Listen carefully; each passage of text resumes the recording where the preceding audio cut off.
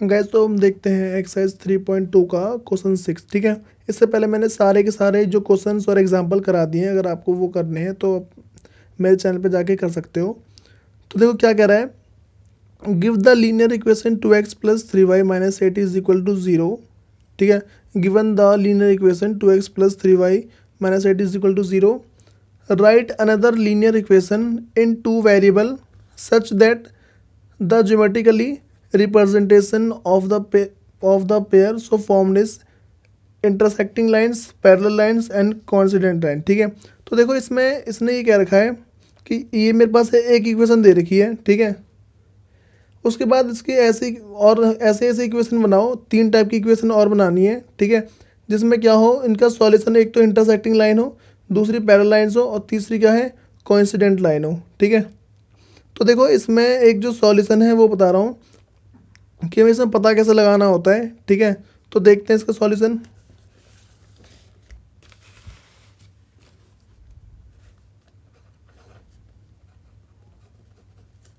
तो जो मेरे पास इसकी इक्वेशन है वो क्या है, 2x plus 3y minus 8 is equal to 0। ठीक है, तो देखो यहाँ पे जो मेरे पास ये है, ठीक है, हमें मैं आपको कुछ रूल्स वगैरह बता रहा हूँ। जैसे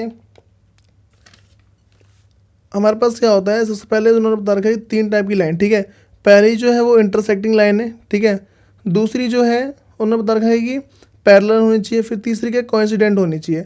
तो देखो कभी भी अगर मुझे ये चाहिए कि जो लाइन हो वो क्या हो, सबसे पहले अगर इंटरसेक्टिंग लाइन हो तो जो A1/A2 वो बराबर नहीं होना चाहिए B1/B2 के। ठीक है, तो देखो हम क्या करेंगे यहाँ पे,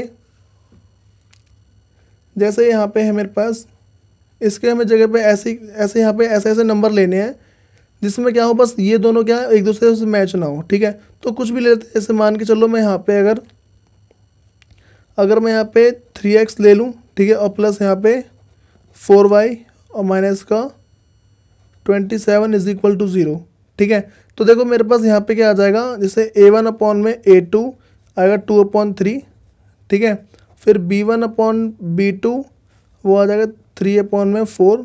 ठीक है, और जो फिर C1/C2 है, C1/C2 वो क्या है मेरे पास, माइनस का 8 माइनस का 27, इस तरीके से है। ठीक है, तो देखो ना तो ये दोनों मैच हो रहे हैं। ठीक है, अगर मैं मान लो इन्हें सॉल्व करता हूँ, ठीक है, तो मेरे पास क्या है यहाँ पे A1/A2 is not is equal to B1/B2 है। ठीक है, तो इसे मैं क्या कह सकता हूँ, ये मेरे पास कौन सी लाइन होगी, इंटरसेक्टिंग लाइन होगी, एक दूसरे को कट कर रहे हैं ना ये, तो कौन सी लाइन है, इंटरसेक्टिंग लाइन है। ठीक है, तो पहला तो देखो यहाँ पे हो गया, तो ये मेरे पास कौन सी आ गई, इंटरसेक्टिंग लाइन आ गई। ठीक है, उसके बाद इसका जो दूसरा है वो देखते हैं। ये तो मेरे पास पहला था।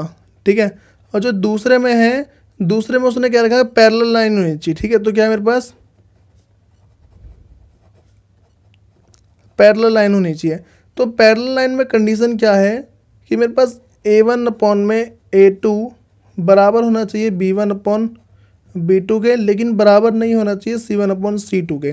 ठीक है, तो देखो इसमें सिंपल सा कैसे करेंगे हम, हमारे पास जो गिवन इक्वेशन है वो है 2x plus 3y minus 8 is equal to 0। ठीक है, तो हमें क्या करना है, इन दोनों को तो बराबर करना है, लेकिन क्या इसे बराबर नहीं करना।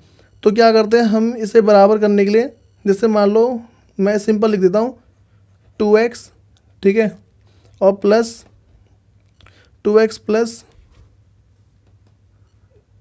3y और माइनस का मैं मान लो यहाँ पे 7 लिख देता हूँ और इज इक्वल टू 0। ठीक है, तो यहाँ पे अगर A1/A2 लेंगे तो 2/2। ठीक है, और फिर B1/B2 तो क्या 3/3, और फिर क्या है जो C1/C2 है वो कितना, माइनस का 8 डिवाइड बाई माइनस का 7। ठीक है, तो कितना आ रहा है 8/7। तो देखो इसमें ये दोनों तो मैच कर रहे हैं लेकिन ये नहीं कर रहा, तो हम क्या लिखेंगे, A1/A2 is equal to B1/B2 but is not is equal to C1/C2। ठीक है, तो इसे क्या बोलेंगे, हमारी पैरेलल लाइन वाली इक्वेशन है, क्योंकि ये क्या है, ये जो पैरेलल लाइन की जो सिचुएशन है, जो पैरेलल लाइन की कंडीशन है उसे क्या फुलफिल कर रहा है। ठीक है, उसके बाद जो लास्ट है हमारे पास वो क्या है, जो थर्ड है, थर्ड में उसने बता रखा है कि कोइंसिडेंट होना चाहिए। ठीक है, तो कोइंसिडेंट में क्या है, इसकी जो कंडीशन है इसमें वो है, देखो यहाँ पे है A1/A2 इज इक्वल टू होना चाहिए मेरे B1/B2 is equal to C1/C2, मतलब तीनों क्या सेम होने चाहिए।